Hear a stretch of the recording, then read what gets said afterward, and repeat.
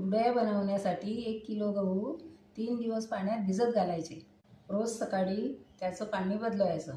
तिसऱ्या दिवशी ते गहू वाटायचे आणि चाळणीतून गाळून त्याचा चीक काढायचा.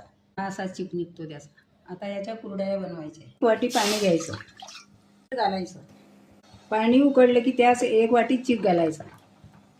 तुम्हाला हवं तर त्यात कलर पण टाकू शकता.